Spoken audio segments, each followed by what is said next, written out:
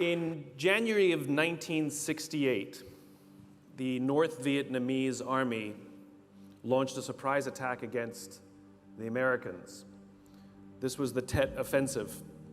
Tet is the celebration of the Lunar New Year, and there was a tradition in Vietnam that had gone on for decades that there was never any fighting on Tet. And yet in 1968, the North Vietnamese generals decided to break with tradition with the hope that they could surprise the Americans, overwhelm them with force, and bring a swift end to the Vietnam War. They attacked over 125 targets across the country with over 85,000 troops. Now here's the amazing thing. The United States actually repelled every single attack, every single one. And at the end of most of the major fighting, which was after about a week, the United States had lost fewer than 1,000 troops. The North Vietnamese lost 35,000 of the 85,000 troops. And if we look at the Vietnam War as a whole, we see that America lost 58,000 men, and North Vietnam lost over 3 million people. And a close examination also reveals that America actually won nearly every major battle it fought. So it raises a very interesting question. How do you win all the battles, decimate your enemy, and lose the war? It raises new questions about how we understand the concept of winning and losing. James Carsey, a theologian from NYU, wrote a little book called Finite and Infinite Games, in which he talks about games and how we play them. Basically, if you have at least two competitors, you have a game. And there are two types of games. There are finite games and there are infinite games. Finite games are defined as known players, fixed rules, and an agreed upon objective, like football. We all agree what the rules are. We all agree whoever has more points at the end of the game is the winner. The game concludes and we all go home. Then you have an infinite game. An infinite game is defined as known and unknown players. The rules are changeable, and the objective is to perpetuate the game, to keep the game in play. When you put a finite player versus a finite player, the system is stable. Football is stable. When you put an infinite player versus an infinite player, the system is also stable. The Cold War was stable because we cannot have a winner or a loser, and so we both keep playing until one of the players runs out of the will or the resources to keep playing, and then they drop out of the game. Problems arise, however, when you pit a finite player versus an infinite player, because a finite player is playing to win, and an infinite player is playing to keep playing, and they make very different strategic choices. And invariably what happens is the finite player finds themselves in quagmire. They find themselves frustrated and running through the will and resources required for them to stay in the game. And this is what happened to American Vietnam. America was fighting to win, and the North Vietnamese were fighting for their lives. A very different set of strategic choices were made. And it's not so much that America lost, it's that they ran out of the will or the resources to continue to stay in the game, and so they dropped out. So this gets me thinking. There's no such thing as winning global politics. There's no such thing as winning governance. And there's definitely no such thing as winning business. But when we listen to the language of too many leaders, they don't know the game we're in. They talk about being number one, or being the best, or beating their competition. Based on what? Based on what metric? Based on what time frame? These are infinite games. And when we play with a finite mindset in an infinite game, there's a few very predictable things that happen. Trust declines, cooperation declines, innovation declines, and eventually we run out of the will or the resources to play. And in business, we call this bankruptcy or merger and acquisition. So I had a real-life experience that helped me see the difference between a finite player and an infinite player. I spoke at an education summit for Apple. I also spoke at an education summit for Microsoft.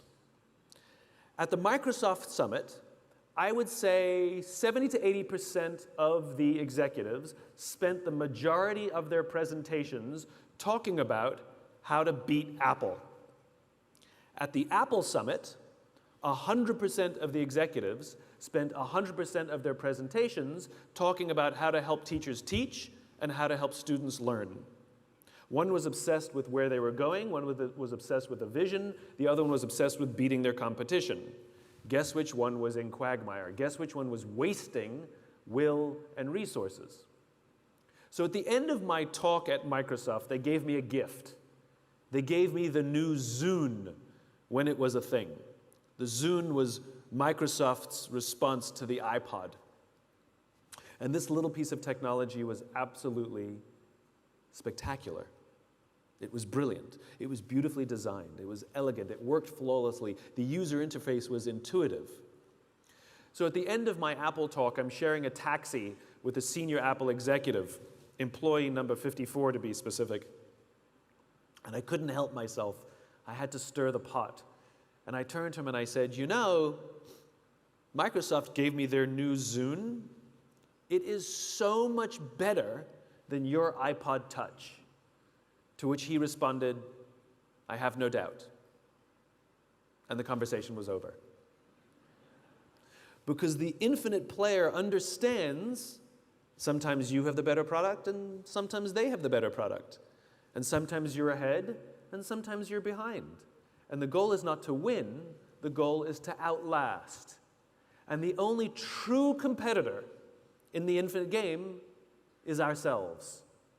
The goal is to make our systems better this year than they were last year, to make our governance better this year than it was last year, to make our culture stronger this year than it was last year, to make the quality of our relationships and the level of trust better than it was last year. That's the goal of the infinite player, to outdo themselves.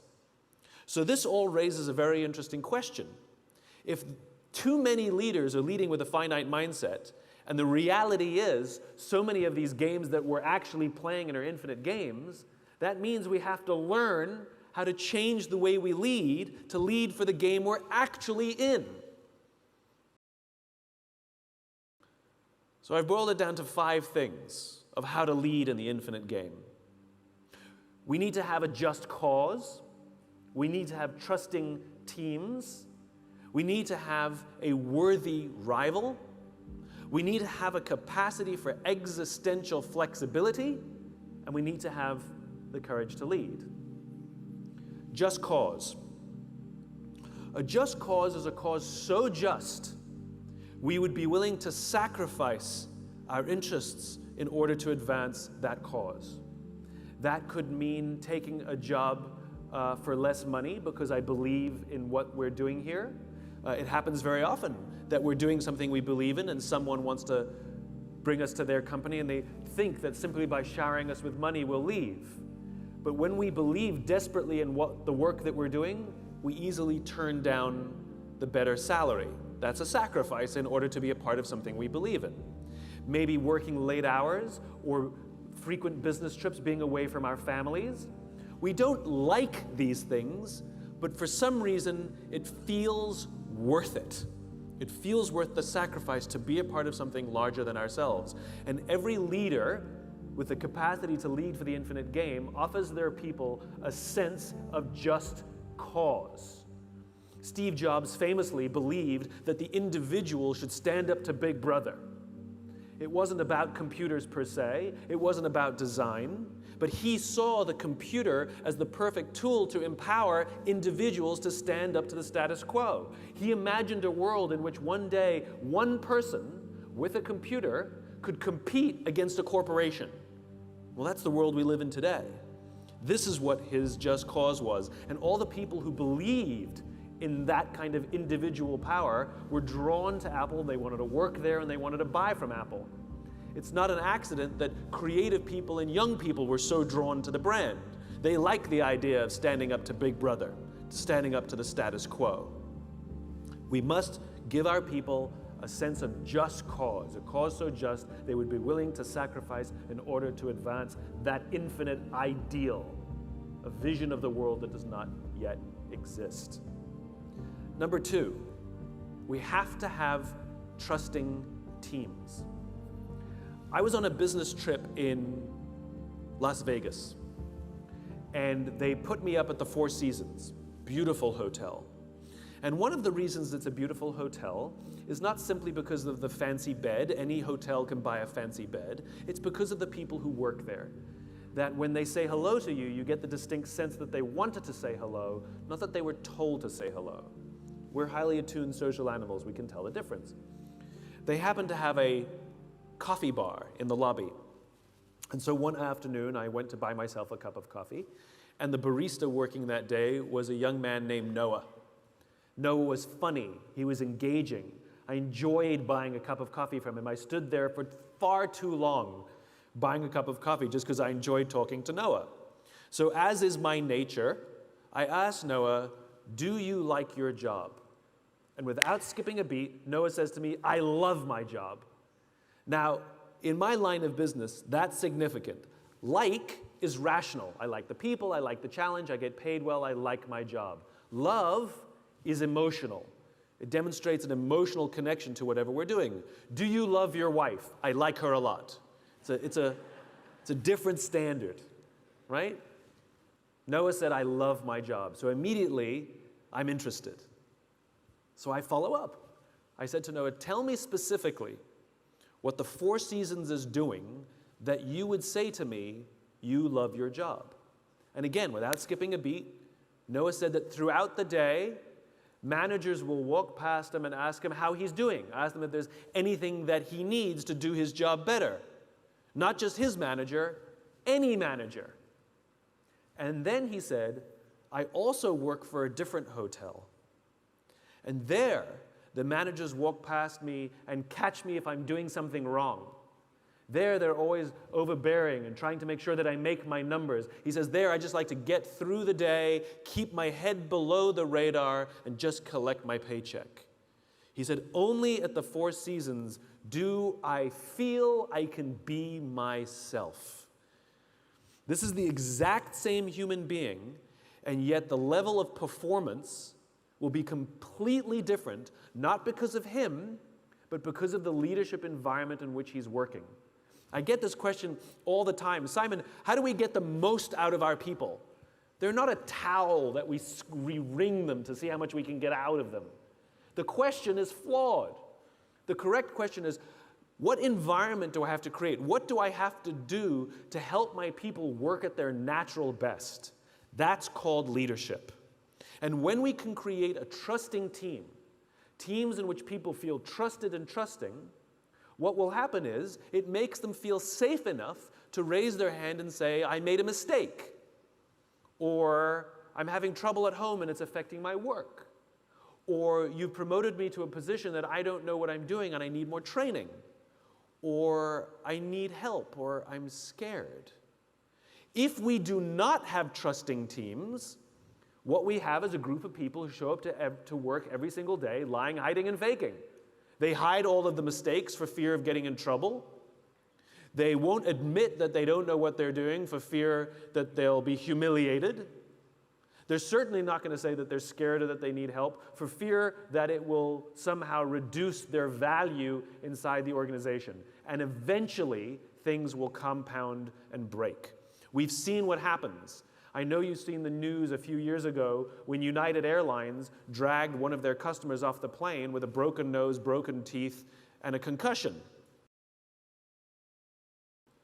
I feel sorry for every person who works on that plane. I feel sorry for the crew because every single one of them knew that that was the wrong thing to do, and yet none of them intervened because they feared getting in trouble or breaking the rules more than doing the right thing. This was not an anomaly. This did not happen overnight. It was not that crew. It was the culture in which that crew works. I had an experience many years before that started to show the evidence. I was waiting to board a United Airlines plane on a business trip, and I witnessed a scene play out in front of me where one of the passengers attempted to board the plane before their group number was called, which, as we all know, is a serious crime. And that's exactly how the gate agent treated him. "Step aside, sir, I haven't called your group yet. Please step aside and wait till I call your group," is how she talked to a paying customer. So I spoke up. I said, "Why do you have to talk to us that way? Why can't you talk to us like we're human beings?" And she looked me in the eye and said, "Sir, if I don't follow the rules, I could get in trouble or lose my job." All she revealed to me is that she was more concerned about herself than she was about her customer, is that her leaders don't trust her to do the job for which she's been trained to do. She has no agency or control over the job that she does, and guess who suffers? Customer and company. The reason we like flying Virgin Atlantic or Southwest Airlines or Emirates or any of these other airlines is not because they have some magical formula to hire the best people. It's but the people who work there feel like they have agency, that they have the power to do their job the way they've been trained to do it and make the right decisions. And guess who benefits? Customer and company. To keep playing in the infinite game, we have to have an environment in which people feel trusted and trusting. They feel that we trust them and they trust us back. That is the responsibility of leaders. Leadership is not about being in charge, it's about taking care of those in our charge and creating a place in which they can work at their natural best, and they will offer us their best ideas, they will take risks, they will solve problems, they will work together. It's a magical thing. Number 3, you have to have a worthy rival. There's somebody else who does what I do. He writes books, he gives talks, his work is extremely well respected. I'm a big fan of his work. I also happen to hate him. It's nothing personal, he never did anything bad to me. It's just how I feel. I hate him. And I will check my book rankings on the internet, and then I'll immediately check his book sales, and if mine are ahead, I feel smug. And if his are ahead, I feel angry. So one day we were invited to speak on the same stage together. And I don't mean him in the morning and me in the afternoon. I mean actually together. We would be interviewed on the stage together. And the interviewer thought it would be fun if we introduce each other. So I went first. And I looked at him and I said, "You make me very insecure. All of your strengths are all of my weaknesses. And when your name comes up, it makes me uncomfortable." And he turns to me and he said, "Funny, I feel the same about you." The reason I hated him was nothing personal. It's because he reminded me of my weaknesses. And it was easier for me to take that energy and put it against him and be competitive than it was to take a hard look at myself and see where I can improve. And that is the value of a worthy rival. By the way, we're best of friends now. I stayed at his house. I think he's great. It was a cathartic experience.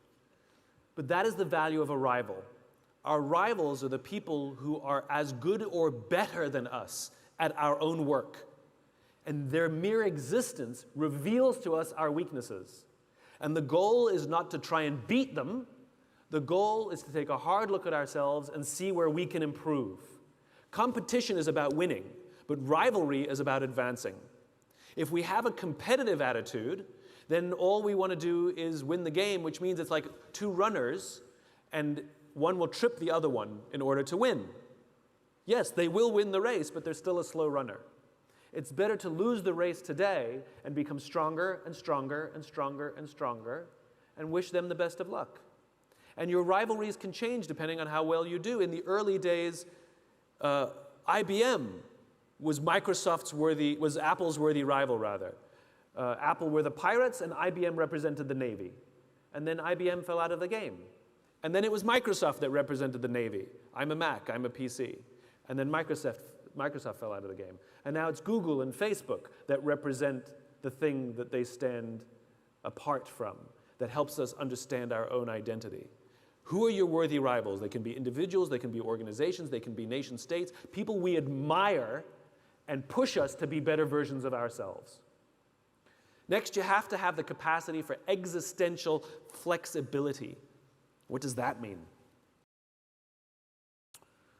So, Apple had already come off the success of the Apple I and the Apple II.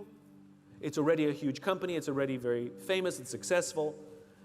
And they're working on their next big project. And then, coincidentally, at that time, around 1981, Steve Jobs and some of his senior executives went on a tour of Xerox PARC.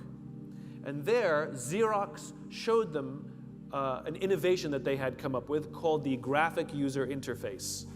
And it would allow us to use a mouse to control the cursor on the screen to click on folders and move them around to use the computer. Prior to that, you had to know a computer language, like DOS. And remember Steve Jobs' vision. Remember his just cause, which is to empower the individual to stand up to the status quo. And when he saw this amazing innovation called the graphic user interface, he immediately saw that this was a way more powerful way to get more people to use a computer because it was so much simpler and easier to use. So as they're leaving Xerox, he says to his people, we have to invest in this. And his people say, we can't. One of the voices of reason said, Steve, we can't. We've already invested countless man hours and millions of dollars in an entirely different strategic direction. If we reinvest in the graphic user interface, we will blow up our own company. To which Jobs actually said, better we should blow it up than someone else. That decision was the Macintosh. A computer platform so profound that the entire software of Windows is designed to work like a Macintosh. It literally changed the world, and the reason we all have a computer at home and at work is because they're so easy to use. That's existential flexibility. It's the ability to make a profoundly different strategic shift because we find a better way to advance our cause. And even if we have invested in one direction, this is better. And for the person who makes the existential flex, to the outside world, it'll look like you're crazy. Why would you abandon something that's working? But to the person who makes the existential flex, because they're so driven by cause, they perceive the risk as staying in the path that they're on. That it is a much smaller risk. It's the obvious thing that they have to do to adjust. Kodak did the opposite. George Eastman, the founder of Kodak, had a just cause about democratizing photography, and everything the company did was about making photography simpler and simpler and simpler. And in 1975, the company invented the digital camera, and they suppressed the technology for fear that it would cannibalize film sales. They knew that they had about 10 years before someone else would figure it out, and over the course of those 10 years, they did nothing. And sure enough, more companies started to introduce digital technology. In fact, Kodak made billions of dollars from the royalties they got from their patents for the digital technology. And when those patents ran out, they went bankrupt. Because if you're not willing to blow up your own company, the market will blow it up for you. Existential flexibility is the capacity to make a significant strategic shift because you find a better way to advance your cause. And only infinite players have that capacity, which means everybody else runs out of time and money. Finally, you have to have the courage to lead. Everything that I've told you today is unbelievably difficult. To be cause-driven in a world where all of the pressures on us are short-term is incredibly difficult. For those of you who work in government, you're not as used to being short-term oriented. It's more long-term oriented, and it is about serving the greater good. But for business, all the pressures from Wall Street, all the incentive structures are all about near-term, near-term, near-term. And I would contend that one of the reasons government and business sometimes struggle to actually work well together is because one is thinking extremely long-term and thinking about the greater good, and the other is thinking extremely short-term and thinking what's good for me. And the problem is those are different attitudes of working together. And in my experience, government keeps looking to business to learn how to do things, and I would challenge businesses to start looking at government to learn how to do things. That maybe a long-term mindset and thinking about how we devote our lives to a life of service, which can still be extremely profitable. The most infinite organizations are some of the most profitable. Apple, Southwest Airlines, Patagonia, Virgin. These are incredibly infinite thinkers, and they're some of the most profitable companies in their industries because of their cause, because of their teams, because of their ability to innovate. This takes tremendous courage to lead in a way in which the vast majority of people are leading in a different way. It's about challenging conventional mindsets about leadership, which all raises the final question. What does it mean to live an infinite life? Clearly, our lives are finite. We're born, we die. But life is infinite. We come, we go, and the game continues with us or without us, which means every single one of us has the choice of how we choose to live our lives, how we choose to lead our organizations. We can lead with a finite mindset, try and make more money than our friends, try and get ahead faster than everybody else, try and achieve more power than anybody else, and when we die, we take none of it with us. But the choice to live an infinite life means we choose to build an organization that will be better off because we work there. We will leave it in better shape than we found it. It means to be the kind of friend and leader to others that they will be better because we were in their lives. It means we will literally live on beyond ourselves. It's just a choice whether we choose to live with an infinite mindset or a finite mindset. Thank you very much.